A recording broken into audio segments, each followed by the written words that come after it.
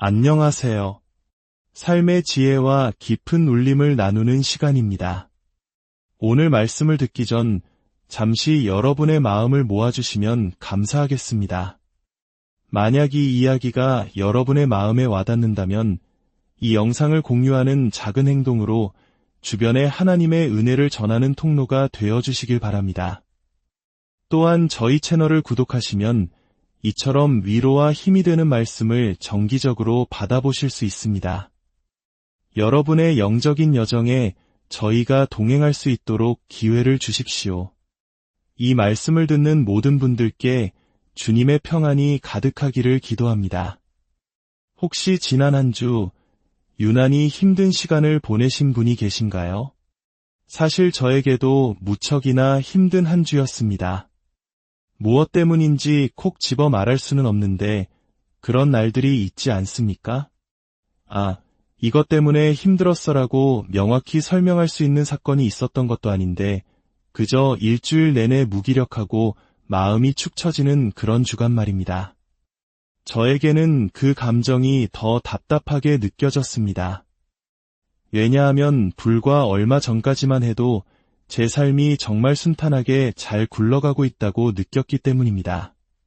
지난 넉 달 동안 저는 하나님과 그 어느 때보다도 가까워지고 있다고 확신했습니다. 제 삶의 죄와 싸워 이기고 주님과의 관계 속에서 한 걸음 한 걸음 분명히 전진하고 있다고 느꼈죠. 매주가 은혜로웠습니다. 그렇게 4개월을 보냈습니다. 그런데 지난주 모든 것이 멈춘 듯했습니다. 대체 이게 다 무슨 일이지? 하는 생각이 들었죠. 저를 가장 괴롭혔던 것은 바로 전 주일 교회에서 기도에 대한 놀라운 설교 말씀을 듣고 큰 감동을 받았음에도 불구하고 정작 지난 한 주 동안은 아마 올 한 해를 통틀어 가장 기도를 적게 했다는 사실이었습니다. 스스로에게 화가 났습니다. 하나님, 제가 지금 뭘 하고 있는 걸까요? 왜 오늘 아침에 조금 더 일찍 일어나지 못했을까요? 왜 주님과 함께하는 그 소중한 시간을 갖지 못했을까요? 이런 자책은 꼬리에 꼬리를 물고 저를 더 깊은 수렁으로 끌어내렸습니다. 이상하게 기분이 가라앉으니 사소한 행동 하나하나가 변하기 시작했습니다. 운전 습관부터 달라지더군요. 여러분도 그런 경험 있으신가요? 평소에는 양보도 잘하고 안전하게 운전하던 제가 지난주에는 몇 년간 하지 않았던 난폭한 행동들을 했습니다. 정지선에 멈췄을 때 다른 차가 저보다 아주 약간 먼저 도착한 것 같아도 그냥 못 본 척하고 쌩하고 지나가 버렸습니다. 그런 행동을 몇 번이나 반복했죠. 교차로를 지나고 나서야 문득 깨달았습니다. 고작 2초 아끼자고 다른 사람을 위험하게 만들었구나. 내가 왜 이러지? 점점 더 짜증이 늘고 까칠해졌습니다. 주변 사람들이 자신의 힘든 이야기를 털어놓아도 조금도 마음에 와닿지 않았습니다. 그저 상관없어 하는 차가운 마음뿐이었습니다. 집에 돌아오니 두 아이가 모두 아파 끙끙 앓고 있었습니다. 한 아이는 열이 39, 4도, 다른 아이는 40, 5도까지 올랐습니다. 아이들은 캑캑거리며 울면서 제게 다가왔습니다. 그 순간 아픈 아이를 따뜻하게 안아주어야 할 아버지는 온데간데없고 제 마음속에서는 이기적인 목소리가 들려왔습니다. 나도 오늘 하루 힘들었어. 내가 겨우 3살인 게 무슨 상관이야. 내 마음도 좀 알아달라고. 정말이지, 이번 주는 대체 왜 이럴까? 하는 생각에 모든 상황이 점점 더 최악으로 치닫는 것만 같았습니다. 여러분 중에도 저처럼 이런 시간을 보내신 분이 계실 겁니다. 그리고 어쩌면 제 이야기를 들으며 저 사람도 나처럼 힘든 시간을 보내는구나 하며 약간의 위안을 얻으셨을지도 모르겠습니다. 사실 우리 마음속에는 다른 사람도 나와 같은 어려움을 겪는다는 사실에서 기묘한 안도감을 느끼는 부분이 있으니까요. 참으로 놀라운 것은 하나님의 타이밍이었습니다. 제가 바로 그 힘든 한 주를 보내는 동안 이번 주 설교를 위해 예수님의 제자들의 삶에 대한 성경 말씀을 묵상하고 있었기 때문입니다. 저는 성경을 읽으며 제자들이 연이어 실수를 저지르는 모습을 보았습니다. 짧은 구절 안에서도 그들은 계속해서 실패하고 넘어졌습니다. 그 모습을 보며 제 마음 한구석에서는 묘한 즐거움마저 느껴졌습니다. 그래, 위대한 제자들도 이런 과정을 겪었구나. 베드로도 저런 실수를 했구나. 그것은 하나님께서 그들을 얼마나 인내심을 갖고 대하셨는지를 보여주는 증거였습니다. 그리고 그들이 바로 하나님께서 세상을 바꾸기 위해 선택하신 사람들이라는 사실은 제게 큰 위로가 되었습니다. 그래, 우리 모두가 이런 시간을 겪을 수 있구나. 나도 마찬가지야. 다시 일어서야 한다는 깨달음이 왔습니다. 저는 인생이 거대한 직소 퍼즐과 같다고 생각합니다. 여러분도 직소 퍼즐을 맞춰보신 적 있으시죠? 퍼즐 상자 겉면에는 완성된 아름다운 그림이 있습니다. 우리는 그 그림을 보며 이 조각들을 다 맞추면 저런 모습이 되겠구나 하고 기대합니다. 그리고 흩어져 있는 수많은 퍼즐 조각들을 내려다봅니다. 우리 삶도 마찬가지입니다. 하나님의 말씀인 성경이 바로 그 퍼즐 상자의 완성된 그림입니다. 성경은 우리의 삶이 궁극적으로 어떤 모습이 되어야 하는지를 보여줍니다. 그리고 우리는 우리 삶의 조각들을 하나씩 들여다보며 그 그림을 맞춰나가기 시작합니다. 어떤 그리스도인들은 평생 그 퍼즐 상자의 그림만 쳐다봅니다. 성경에 대한 모든 것을 말할 수는 있지만 정작 자신의 삶이라는 퍼즐 조각은 단 하나도 맞춰보려 하지 않습니다. 또 다른 어떤 사람들은 상자 그림은 아예 옆으로 치워버리고 말합니다. 하나님, 그냥 저를 인도해 주세요. 말씀은 필요 없습니다. 그리고는 자신의 생각대로 조각들을 마구잡이로 꿰어 맞추려고 합니다. 하지만 진실은 우리에게 둘 다 필요하다는 것입니다. 우리는 완성된 그림인 말씀을 계속해서 바라보며 물어야 합니다. 내 삶의 끝에서 나는 어떤 모습이어야 합니까? 그리고 현재 내 손에 쥐어진 조각들을 보며 그 그림을 향해 나아가야 합니다. 하나님께서 나를 빚으시고 변화시키셔서 그 아름다운 그림의 일부가 되도록 말입니다. 퍼즐을 맞추다 보면 정말 신기하게도 조각들이 착착 들어맞을 때가 있습니다. 첫 두 조각이 완벽하게 결합되고 그 다음 조각, 또 그 다음 조각이 마술처럼 제자리를 찾아갑니다. 마치 영적인 순환을 하는 것처럼 삶의 모든 영역이 조화롭게 제자리를 찾아가는 듯한 시기입니다. 30분 만에 퍼즐의 엄청난 부분을 완성해내기도 하죠. 하지만 어떤 날은 똑같은 퍼즐 앞에 앉아도 단 한 조각도 맞지 않을 때가 있습니다. 이건 분명 다른 퍼즐 상자에서 섞여 들어온 조각일 거야 하는 엉뚱한 생각까지 들죠. 15분, 20분을 끙끙대도 아무런 진전이 없으면 시간만 낭비했다는 생각에 짜증이 치밀어 오릅니다.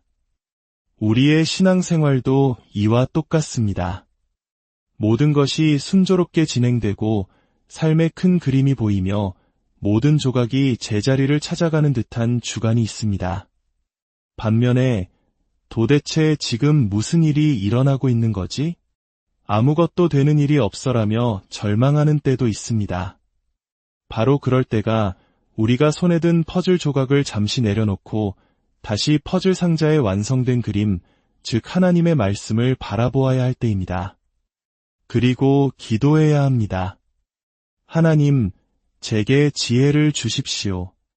이 혼란 속에서 길을 보여주세요. 그리고 다시 돌아와 차분하게 조각들을 맞춰나가는 것이 현명한 방법입니다.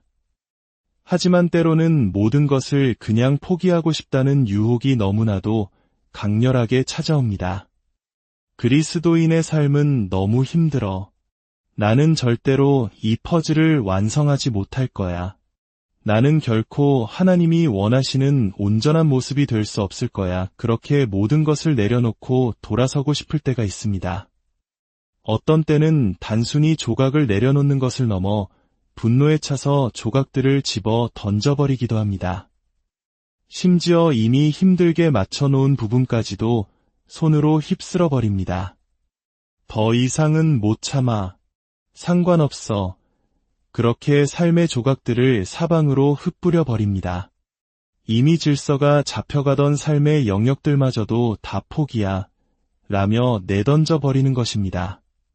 솔직히 말해 그렇게 모든 것을 내던지는 것에는 순간적인 쾌감이 있습니다. 죄가 주는 즐거움과 같죠. 하나님의 말씀을 무시하고 그분이 계획하신 아름다운 그림을 잊어버린 채 그저 마음대로 살아가는 것은 짜릿해 보일 수 있습니다. 하지만 기억해야 합니다.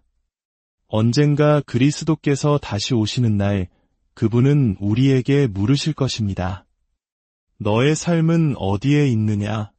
너는 무엇을 만들었느냐? 그때 어떤 이들은 인내하며 끝까지 자신의 퍼즐을 맞춰온 삶을 내어놓을 것입니다. 주님, 저는 주님을 위해 신부인 저 자신을 준비했습니다. 주님이 원하시는 성숙하고 온전한 모습이 되기 위해 노력했습니다. 제 삶의 마지막에 주님께 드릴 것이 바로 이것입니다.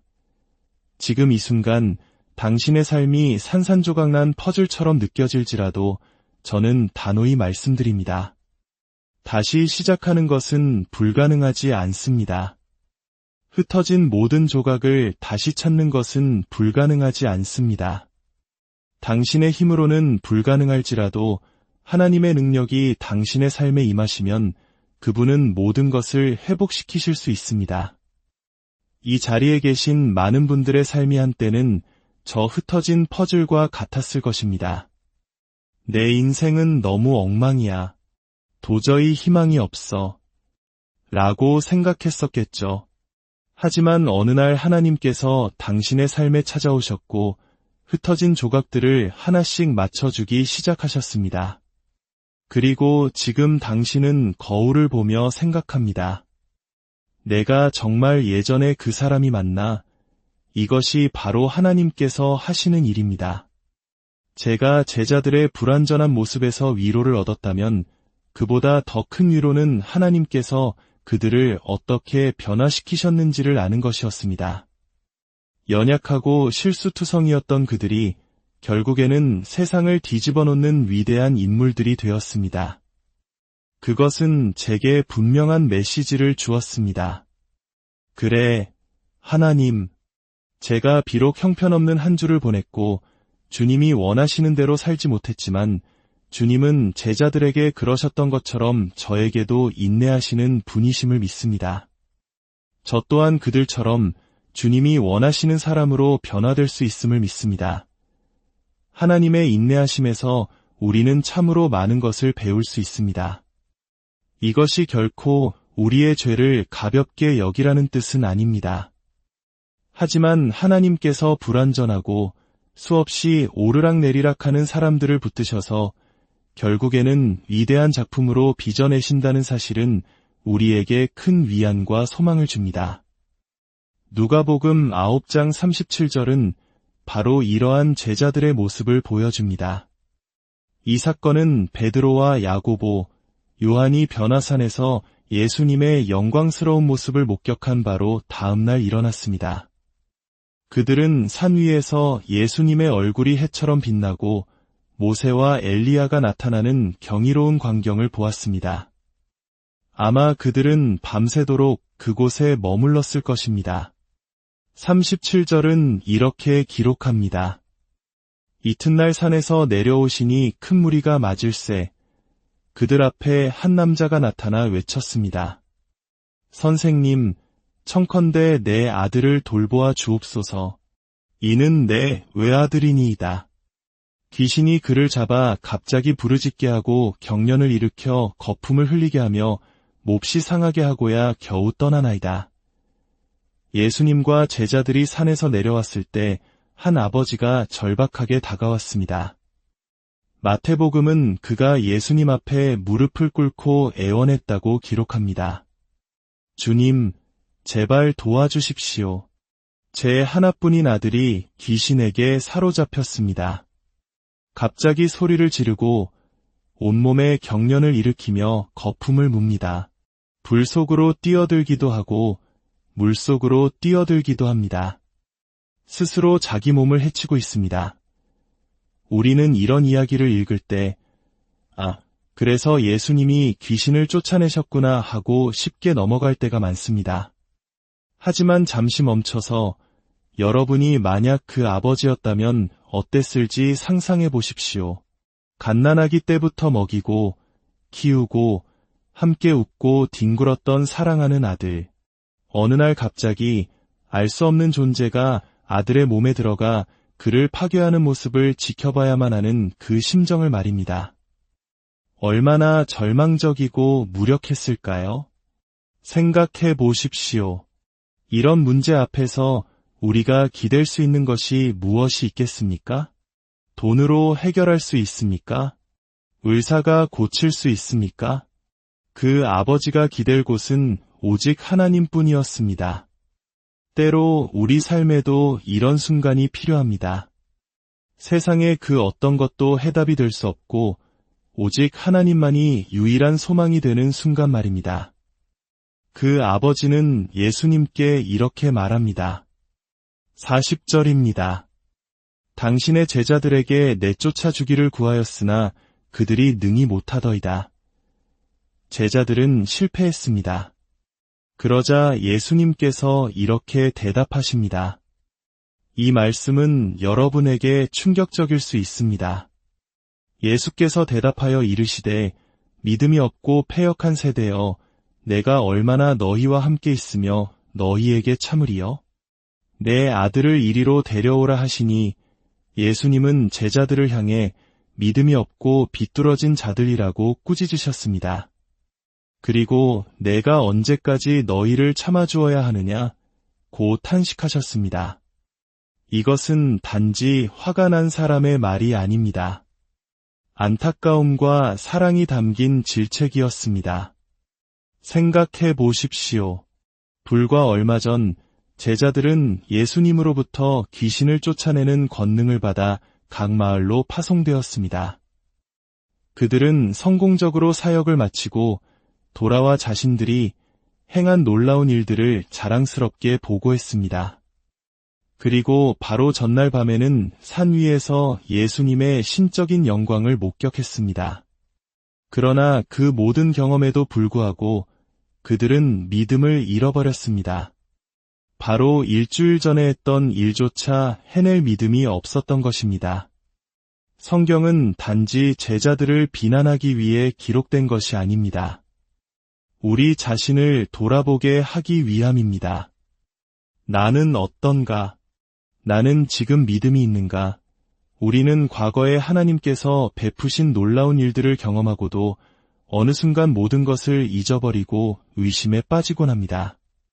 하나님, 정말 저를 변화시키실 수 있나요? 당신은 여전히 하나님께서 당신의 삶에 위대한 일을 행하실 수 있다고 믿으십니까?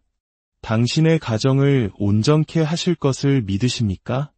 당신의 삶을 얽매는 죄의 사슬을 끊어주실 것을 온전히 믿으십니까? 당신을 통해 놀라운 사역을 이루실 계획을 가지고 계심을 믿으십니까? 비록 지금 삶의 조각들이 사방에 흩어져 있더라도 그분이 모든 것을 다시 모아 아름다운 그림으로 만드실 것을 믿으십니까? 아니면 제자들처럼 그 믿음을 잃어버렸습니까? 예수님은 그들의 믿음 없음을 꾸짖으신 후 소년에게서 악한 영을 쫓아내시고 아이를 온전하게 하여 아버지에게 돌려주셨습니다. 그리고 모든 사람이 하나님의 위대하심에 놀랐습니다. 이야기는 여기서 끝나지 않습니다. 43절 후반부입니다. 모든 사람이 예수께서 하신 모든 일을 놀랍게 여길 때 예수께서 제자들에게 이르셨습니다. 이 말을 너희 귀에 담아두라. 인자가 장차 사람들의 손에 넘겨지리라. 그러나 제자들은 이 말씀이 무슨 뜻인지 깨닫지 못했습니다. 그들은 방금 하나님의 압도적인 능력을 목격하고도 예수님의 가장 중요한 메시지, 즉 십자가의 길에 대해서는 이해하지 못했던 것입니다. 이처럼 우리는 연약하고 부족합니다. 하지만 중요한 것은 그럼에도 불구하고 하나님은 우리를 포기하지 않으신다는 사실입니다. 오늘 당신의 한 주가 어떠했든, 당신의 삶이라는 퍼즐이 얼마나 엉망으로 흩어져 있든 절망하지 마십시오. 손에 든 조각들을 잠시 내려놓고 완성된 그림이신 하나님의 말씀을 바라보십시오. 그리고 인내하며 우리를 기다리시는 하나님께 나아가십시오. 그분은 흩어진 당신의 삶을 다시 모아 그 누구도 상상하지 못했던 가장 아름다운 작품으로 만들어주실 것입니다. 오늘 이 말씀을 듣는 모든 분들의 삶에 무너진 것을 다시 세우시는 하나님의 놀라운 은혜와 평강이